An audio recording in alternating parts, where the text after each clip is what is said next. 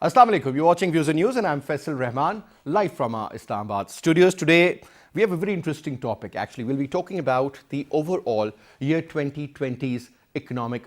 Now, let me introduce you to our panelists. We have with us in our studio Shakil Ramisab, senior economist. Ramisab, thank you very much, sir, for your time. And we'll also be talking to Kashif Anwar Saab. He is the former Vice President of Lahore Chamber of Commerce and Industry. Thank you very much, sir, for your time as well, Kashif Saab. And we'll also be talking Thank you very to much. Ashfaq Yusuf Tola Saab. He's a senior economist based in Karachi and will soon be. Let me go to Lahore and let me engage Kashif Anwar Saab. Kashif Saab, now interesting part is that for the last 5 months or so, we are seeing some sort of a surplus as far as our import and export is concerned. Imports have been reduced, exports have gone up, and this is amazing to hear this word surplus, when it comes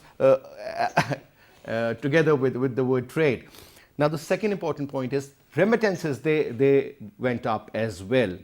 You talk about certain other factors because of the COVID. Still, Pakistan managed very well, I would say. Your take, keeping the COVID issue in place and then looking at the overall performance of the Pakistan economy, sir.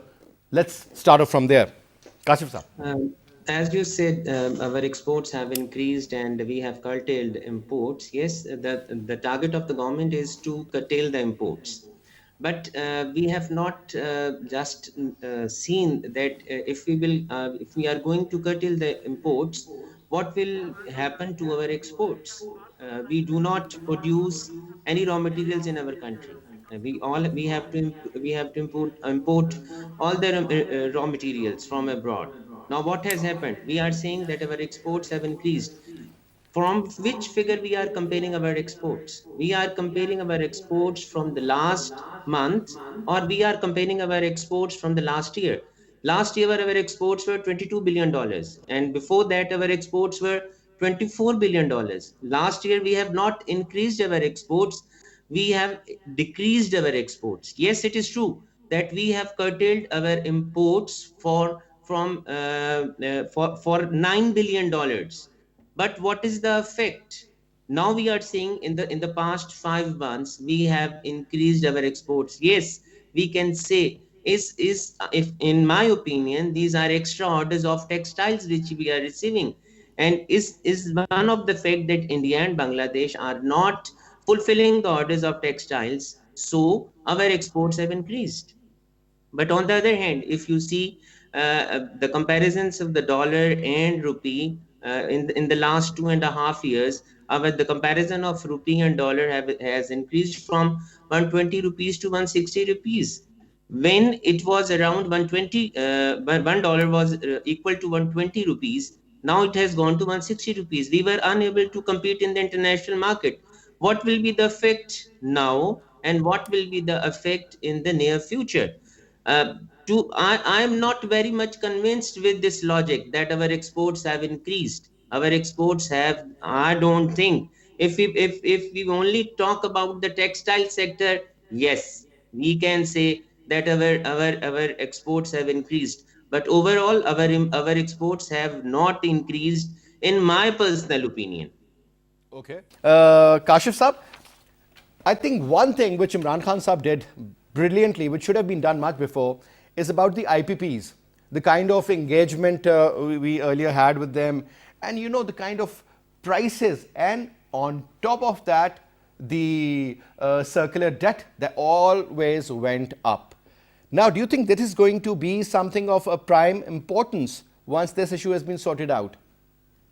In connection to your this question, I just want to clear my last previous statement. Please. Mr. Ramesh said our regarding our exports were $22 billion, and around textile sector contributes 11 to $12 billion. Now, I want to clear one thing, that we produce around 7 to 8 million bales, and our local industry required 15 million bales. It means that we have to import the balance of 7 to 8 million bales. This is my one point. Second point, our major imports are of LNG and fuel. Now, related to your second question, if we will produce our local energy, if we will produce energy from water, if we will produce energy from solar, if we will produce energy from wind, then we don't have to import LNG and we don't have to import fuel. Regarding IPPs, yes, it is very important question. It all relates totally with your exports. Your cost of doing business has increased. Your cost of electricity has increased. Your cost of taxes have increased. Until you will not decrease your cost of doing business, Mr. Rame was saying uh, the progress and the ways of doing business, easiness for the business community. It is very important. Our local industry will not grow, our local industry will not improve until the cost of doing business will not decrease. How your exports will increase? When you will decrease the cost of the raw material, when you will decrease the cost of the input. Until your agreement with the IPPs, until you will not reduce the cost of the electricity, your whole economy will be in trouble, your cost of doing business will be in trouble. And Mr. Prime Minister has taken a very wise step. It has, as you have said, that it must have taken earlier, that we have to look at the agreements which previous governments have done, at which rates our previous governments have done these agreements. This I think this is the main flaw here. The previous governments, which agreements they have done, who is answerable? Where we our local debt has gone 44,000 billion rupees. The total debt of Pakistan is around, is near to your GDP.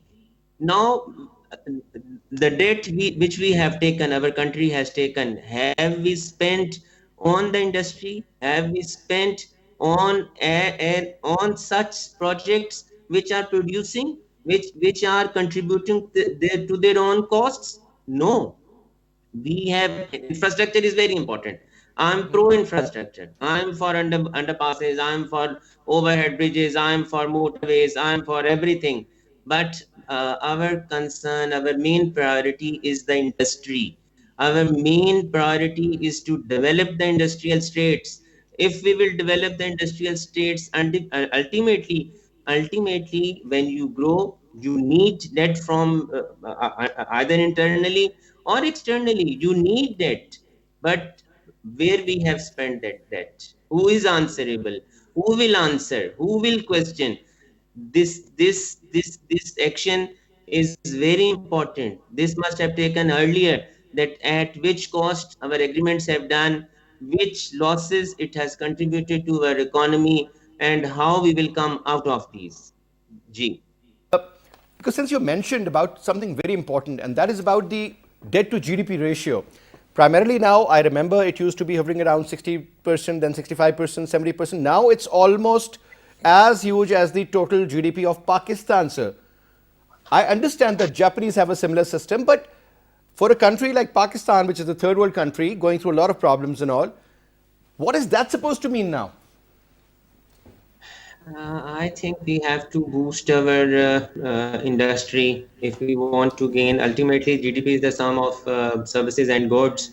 Until you will not go for the industry, your GDP will not improve. As we have mentioned, we have to increase our tax base. How the tax base will increase? Until the industry will not increase. As I belong to the traders community, and as I belong to the industry community, our concerns are ultimately with that. Until we are facing a lot of problems, as we were talking about the ease of doing business. uh, uh, we are very much concerned about the ease of doing business. The prime minister and other avenues are saying one window operation, but we are not going through one window operation. We have to face many departments. And until our local industry will not increase, until service sector will not increase, when industry will increase, ultimately we will give jobs. But what is going now? People are losing their jobs, industries are closing, still many sectors are not working, they are closed. You can see the schools, you can see the hotel industry, you can see the restaurant industry. Yes, it was a tough year, but our whole concern, our whole importance, our whole should go for the industry, so we can increase our goods, we can increase our services, and we can save our economy.